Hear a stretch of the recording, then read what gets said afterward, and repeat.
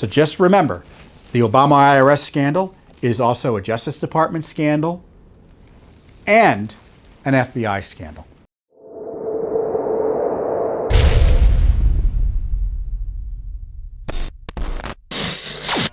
Well, as you know, at least until the Biden administration, and I still think the Obama corruption issues are bigger than we face with Biden. Biden probably has more personal corruption issues than Obama did, but in terms of policy and government abuse of power, I think Obama still has Biden beat. And specifically, I'm highlighting the Obama IRS scandal, which was the precursor in many ways to the attacks on Trump and the spying and the smearing of Trump and the illicit targeting of him. What happened with the Obama IRS scandal was they used Obama and his colleagues in Congress, pressured the IRS after this Citizens United decision that expanded the ability of citizens to participate in elections. They used the IRS to suppress those citizens that wanted to participate in elections, namely the Tea Party movement, which was the most significant civil society movement in modern American history in terms of activating citizens to seek policies in accordance with limited government. And this Tea Party movement, after the 2010 debacle for Democrats in the House, were seen as a dire threat to President Obama's re-election campaign. So what happened was they needed to suppress the Tea Party movement. And what did they do? They used the IRS to do it. And Judicial Watch has done more than anyone to uncover the key details of this egregious abuse of power by Barack Obama. And one of the key officials involved in that abuse was Lois Lerner, who was the head of the subsection of the IRS agency responsible for handling the IRS applications of political-oriented groups, or frankly just charitable groups, who wanted to be involved in public policy issues. And what they were doing was they were slow-walking and stonewalling these groups' application requests, even though they technically, in many cases, didn't have to apply to the IRS, because they were good American citizens and conservatives in the small c sense of the word. They thought they should file the application process. The left doesn't bother with that because they didn't need to. And in punishment for being good citizens, they just denied and stalled their requests for to begin these Tea Party movement groups. And as a result, the Tea Party movement was viciously suppressed and disappeared in the 2012 elections. And as I said, that's how you steal an election in plain sight, by suppressing your political opposition. So that was a practice run, wasn't it, for the targeting of Trump? They used the IRS, and as we've exposed, they used other agencies, which I'll discuss later.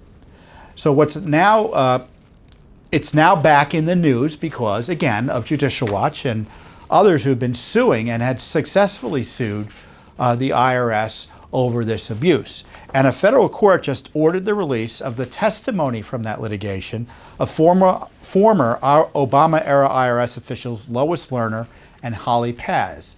Holly Paz was Lois Lerner's deputy. And of course, you know, as I said, they targeted these groups. They were responsible. Now, the ruling comes in the U.S. District Court for the Southern District of Ohio, Western Division, so an Ohio court. And it was a lawsuit called NorCal Tea Party Patriots et al. Versus the Internal Revenue Service. And Lerner and Paz's depositions in that case were sealed by the judge in April of 2017, after their lawyers claimed the two officials were receiving threats.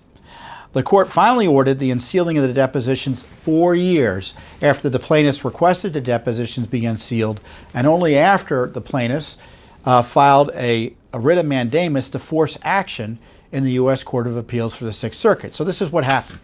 And now, of course, just to be clear, also Judicial Watch filed an amicus brief in that case to get these documents out, because we had a great interest in figuring out what went on here, because we said that the release of the deposition transcripts may shed light on government misconduct, to say the least, on the grounds that shielding internal government deliberations in this context does not serve the public's interest in honest, effective government. And so there's this strong presumption in favor of openness as to court records, and the burden of overcoming the presumption is borne by the party that seeks to seal them. The burden is a heavy one. Only the most compelling reasons can justify non-disclosure of judicial records. And of course, there's great public interest in the litigation subject matter, and so that significant interest means you really got to work hard to overcome this presumption of openness. So it took 4 years and a writ of mandamus brief. So in other words, the court would never have acted unless we went, in this case, the plaintiffs went to the court's bosses in the Sixth Circuit, say, you got to force a decision here. I mean, it's one thing to say no. It's one thing, it's quite another to not make a decision for years. So now it's 2022, and later, I think in the summer, it's going to be released, these deposition transcripts. We're going to get more information about the Obama IRS scandal that really, as I said, was the precursor for the abuse of power that we saw under Obama against Trump, and that continues in many ways to this day today. Lois Lerner's IRS was abused by Obama and his congressional allies to suppress the Tea Party movement and other opponents in the run-up to his re-election. That is how one steals an election in plain sight. The Obama IRS scandal was a run-through for the abuse of Trump in 2016 and beyond by Obama agencies and appointees. And hopefully these depositions of Obama's IRS officials will further help Americans understand the continued clear and present danger of the IRS and the politicians that misuse the IRS to our civil liberties. Now, what I also want to go over with you relatively briefly is what Judicial Watch was able to uncover. Because I think this IRS scandal was so important, and there's never been really good accountability there. Jeff Sessions, despite highlighting the corruption of the IRS, he was Trump's first Attorney General, his Justice Department refused to do anything. Didn't want to do any prosecutions. I mean, that was one of the major signals in the first year of the Trump administration that the Justice Department was going to be AWOL on these significant public corruption cases. The refusal to prosecute Lerner or anyone else for this radical abuse of power targeting innocent American citizens for political purposes under the power of the IRS. Unbelievable. This is what Judicial Watch was able to disclose, that even Congress couldn't get access to. In September of 2014, one of our FOIA lawsuits, I think we had 9 or so FOIA lawsuits, forced the release of documents detailing that the IRS sought and obtained and maintained the names of donors to Tea Party and other conservative groups. You know, they were lying and they said, oh, no, we're not looking at They were looking at the donors. IRS officials acknowledged in these documents that the information wasn't needed. And the documents also show that the donor names were being used for, quote, a secret research project. In April 2015, we found documents that included an email from Lerner asking that a program be set up to put together some training points to help IRS staffers understand the potential pitfalls of revealing too much information to Congress. So they needed a cover-up operation. The documents also contain a Lerner email from 2013. Remember, we didn't find out about Obama's abuse of the IRS until after he won. There was a Treasury Inspector General report. It's called the Treasury Inspector General for Tax Administration, TIGTA. They finally issued a report after the election that the IRS was using political factors to target the Tea Party and other conservative groups. The documents, as I said, also contain a Lerner email from 2013 in which she says she is, quote, willing to take the blame on some aspects of the scandal. She also indicates that she understands why the IRS criteria leading to the targeting of the Tea Party and other opponents might raise questions. So they all knew immediately they were caught. And then we kind of really broke it wide open because it turned out it wasn't just the IRS. The Obama administration was trying to use this activity, First Amendment protected activity. They were thinking of ways to target and jail those engaged in it. So their thinking was, oh, they're signing these forms, these C4 forms. So there's a group, the IRS allows organizations to run their operations under Section 501c3, which is a kind of a charity. Judicial Watch is an educational foundation, so we're a C3 organization. And groups that are, quote, social welfare groups that can do a lot more politics than Judicial Watch would be able to do as a C3 are called C4s. So the DOJ was thinking of ways to use people's signatures on those C4 groups and saying, oh, well, you're not doing what you promised.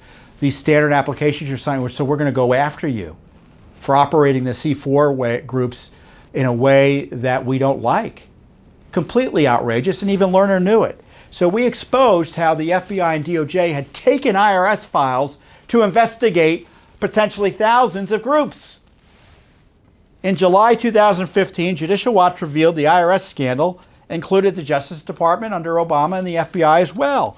According to documents obtained by Judicial Watch under court order in an October 2010 meeting, Lerner, Justice Department officials, and the FBI planned for the possible criminal prosecution of targeted nonprofit organizations for alleged illegal political activity.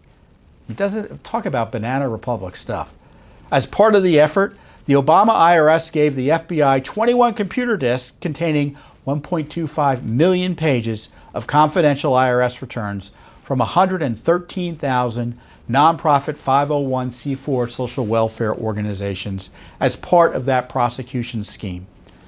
According to a letter from then House Oversight Committee Chairman Darrell Issa to then IRS Commissioner John Koskinen, the revelation likely means the IRS, including possibly Lois Lerner, violated federal tax law by transmitting this information to the Justice Department. Now, once we caught them, the IRS returned the material, admitting they didn't have the right to keep it. We caught them red-handed, and no one did anything about it. We exposed it, but this criminality, Sessions Justice Department ignored, and obviously the left didn't care about. We had confirmed that the IRS was using donor lists to these groups to target donors for audits.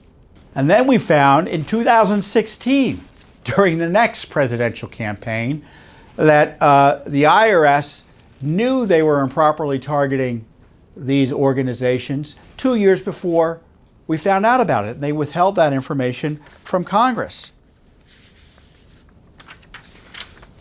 The IRS used names like Tea Party or Patriots, and they selected cases simply because the applications had those names in the title, according to what Lerner admitted. That was wrong. That was absolutely incorrect, insensitive, and inappropriate. It's also illegal. It was also a bipartisan scandal because Judicial Watch then found that the Sheldon Whitehouse and John McCain, Sheldon Whitehouse is a left-wing Democrat, John McCain was the Republican senator from Arizona at the time, his staff director and chief counsel on a key committee urged top IRS officials, including Lois Lerner, to audit so many of these groups that it became financially ruinous. So they wanted to shut them down. Outrageously, Kerner was appointed by the President Trump as special counsel. We found out about this after the fact. Nothing ever was done with Kerner. You know, because they told us, oh no, McCain didn't want any of this. He was just there for the right, you know, he signed this letter, he didn't know. No. The note showed they were in on it too. And then they were telling C4 groups, oh, we'll let you get your application approved as long as you don't do any politics we don't like. Outrageous abuse of power. So forgive me for going through this, quote, old news, but it's probably new news to you because the legacy media, the left Democrats that are involved in these crimes, and then the Republicans who don't want to do anything about it, they prefer you not know anything about this.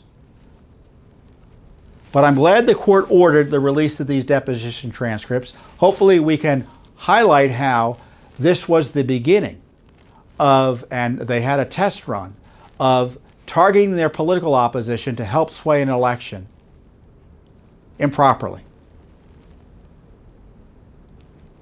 And then in 2016, they tried it again with Trump. And it wasn't successful. for the abuse of power through the FBI and Justice Department. So just remember, the Obama IRS scandal is also a Justice Department scandal and an FBI scandal. And all of that has come out thanks to Judicial Watch. Thanks for watching. Don't forget to hit that subscribe button and like our video down below.